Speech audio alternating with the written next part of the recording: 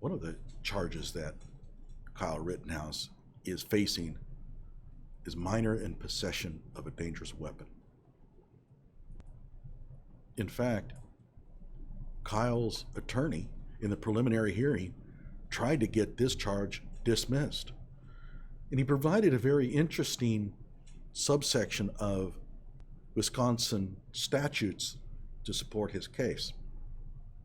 The state clearly was not impressed by it and basically stated, he's under the age of 18. We don't allow minors to possess rifles. It's clear cut. And it turns out, I think both sides are misreading Wisconsin statutes. Now, I'm not a lawyer, but I can read, and I can read with comprehension.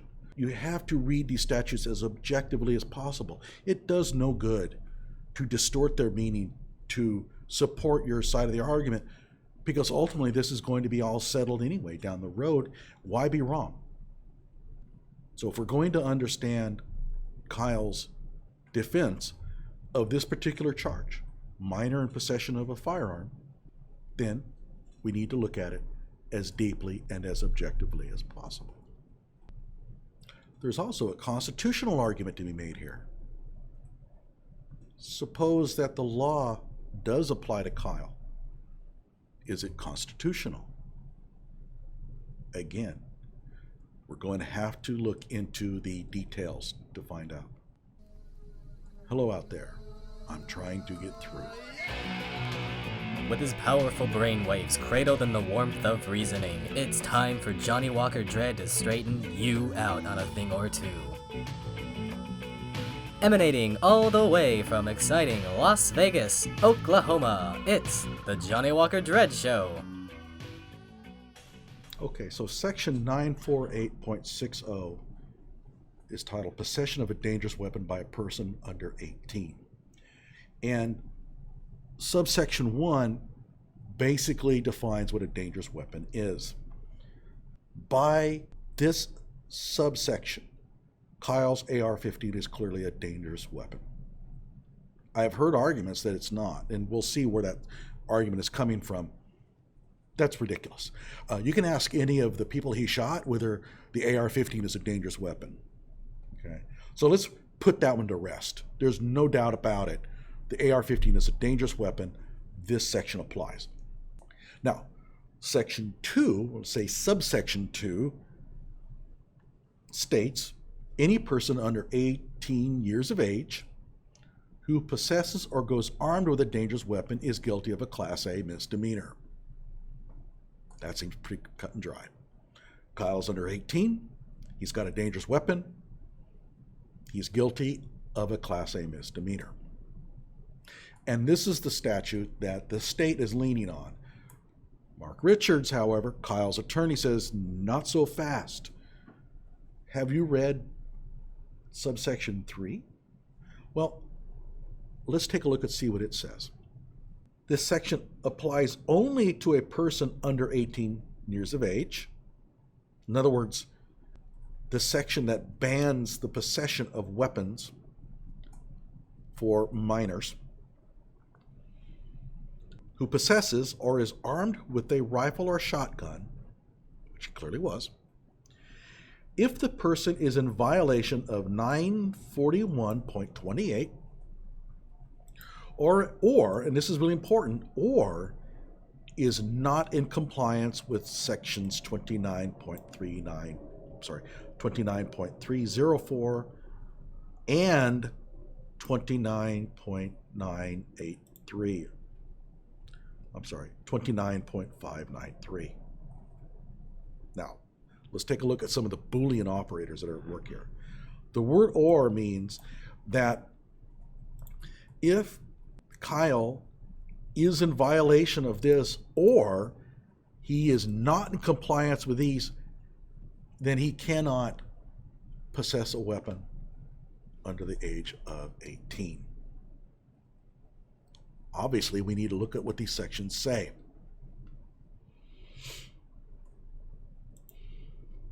So 941.28, possession of a short-barreled shotgun or short-barreled rifle. And if you look at the definition here, the AR-15 that Kyle possesses is clearly not a short-barreled rifle. The short-barreled rifle is defined here, barrel length 16 inches or smaller, and that is measured from the tip of the barrel to the chamber. And if you look at the M&P Smith & Wesson AR-15 that Kyle possessed, clearly not a short-barreled rifle.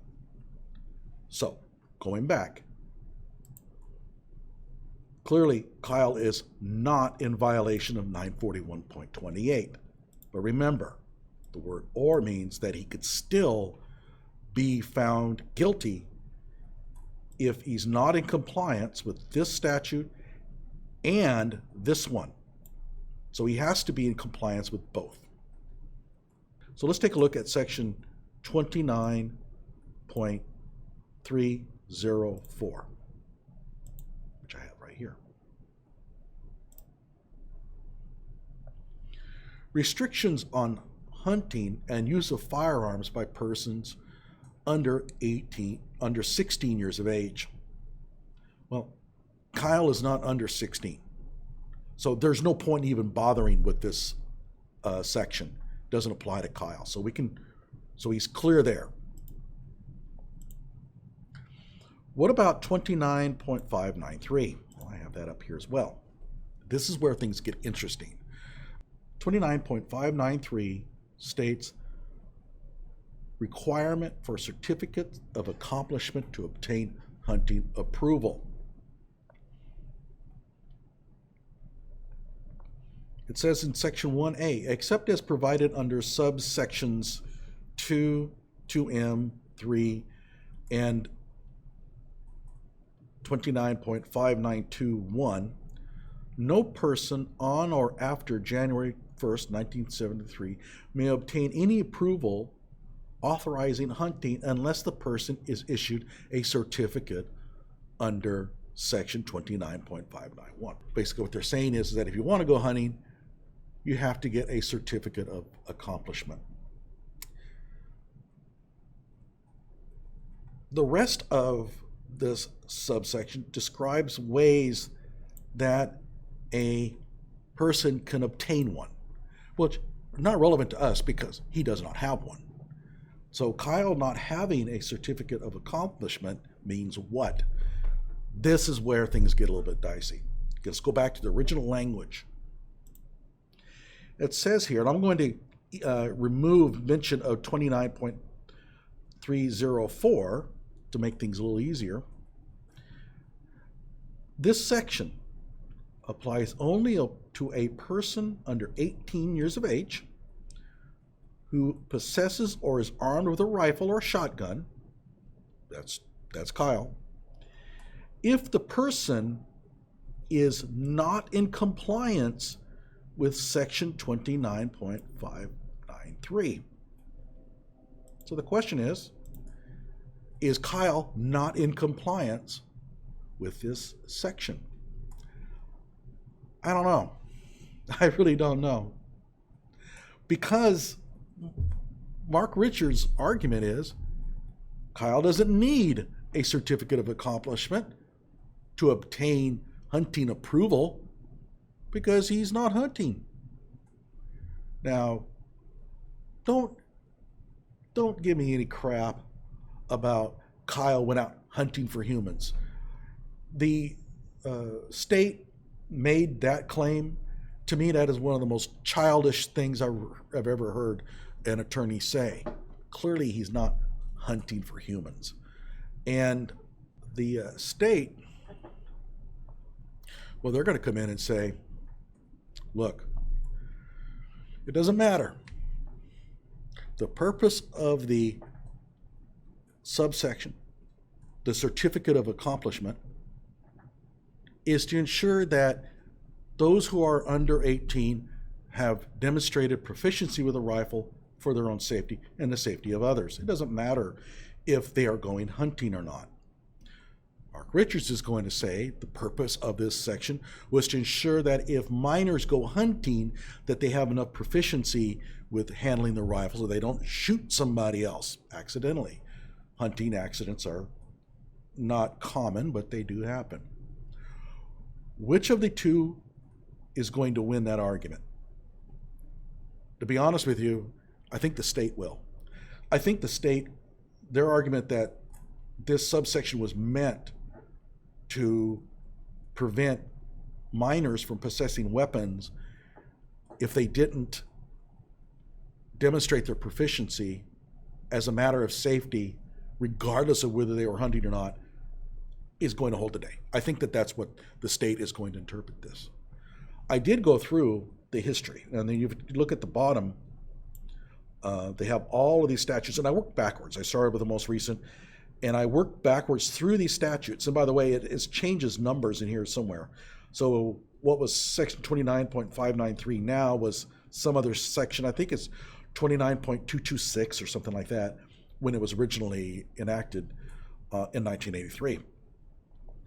And I was looking to see if there was some clarification on the purpose of this stipulation, and I can't find anything.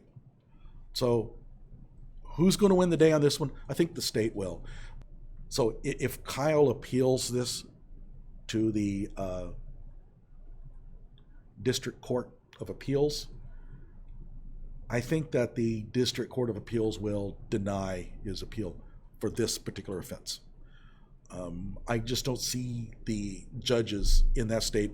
And by the way, I looked at the background of these judges. They're primarily from the liberal side. I don't see them supporting Kyle on this one.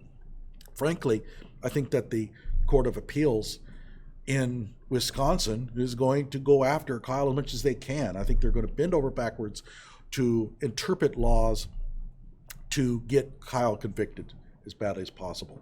It's unfortunate that it happens. That's what happens when courts get politicized. Now, what about the state Supreme Court? Well, it's even more liberal, from what I can tell, than the District Court of Appeals. Now, if the District Court of Appeals denies Kyle's appeal, they can refer this to the Supreme Court, state Supreme Court. The state Supreme Court could also just take it. They don't. In other words, this thing could be presented to the District Court of Appeals, and the state Supreme Court simply say, we'll settle this matter. They can do that. If that's the case, I think that Kyle's chances are even less. I don't see the state backing Kyle on this argument. Now, keep in mind, I'm only referring to the charge minor possession of a dangerous weapon. None of the other stuff. Okay, that's for another day. Now, there's a constitutional argument, though, to be made here. And this is where things get interesting as well. Let's take a look at the Second Amendment. It states, a well-regulated militia. Now, keep in mind, well-regulated means what? Properly functioning. It does not mean regulated like we use the term today, like governed. It means properly functioning. Being necessary to the security of a free state, the right of the people to keep and bear arms shall not be infringed. Now, I don't want to go into a long discussion about the Second Amendment. That goes back and forth. But what's clear here is that the Second Amendment is designed so that members of the militia will have weapons to fight with. You can't have a properly functioning militia without firearms. That was true in 1776, it's true today. And it's clear as to the intent of the framers in this, because they had just won their freedom by having large populations that had weapons in their homes. And they felt that if the people lose the right to bear arms, that they become defenseless, then a militia cannot be formed because the people are not going to be able to show up with anything. So it's really clear here from the Second Amendment that if you're in a well-regulated militia, that you shall have the right to keep and bear arms. What is a well-regulated militia? Well, who is in the militia? Let's take a look. The U.S. Code, Section 246, settles this. The militia of the United States consists of all able-bodied males at least 17 years of age, and, except as provided in Section 313 of Title 32, I read it, it's not of any interest to us, under 45 years of age, who have made a declaration of intention to become citizens of the United States, and of female citizens of the United States who are members of the National Guard. Now, Kyle is clearly 17 years of age. They divide the militia in two sections, classes. The organized militia, which consists of the National Guard and the Naval Militia, and two, the unorganized militia, which consists of the members of the militia who are not members of the National Guard or the Naval Militia. So the argument that the militia is the National Guard is foolish. It states really clearly right here that the unorganized militia, you are not a member of the National Guard. What does this mean? Well, Kyle is clearly a member of the militia. It doesn't say that the militia are the people who join one. It just says that the militia consists of all able-bodied males at least 17 years of age. So is the law banning the possession of a firearm by 17-year-olds unconstitutional? Yeah, it sure seems so. I don't understand how a person can be a part of a properly functioning militia if he's unarmed. I just don't see that argument. So what do I think is going to happen with this charge, minor in possession? I think that he will be found guilty of minor in possession of a dangerous weapon. He will appeal to the District Court of Appeals. He will be denied that appeal. It might go to the state Supreme Court. I think he will be denied there. If it goes to the U.S. Supreme Court, I think he's got a pretty good argument here. Now, the United States Supreme Court, with its current makeup, will probably side with Kyle on this issue. If the Democrats pack the court, though, with compadres of their own, well, all bets are off at that point. Because anybody they're going to elect to the Supreme Court is going to be hostile to the Second Amendment. I mean, that's pretty clear. So, I've done my best to look at this objectively. Maybe I overlooked something. If so, put a comment in there. Don't wing it. If you're going to counter my argument, back it up with something. Don't just blabber off BS. We have enough of this going on now. I have gone to official websites. I have looked at the statutes as written. I've done my best to look at this objectively, and I would prefer that you do as well. Yeah, what do I know?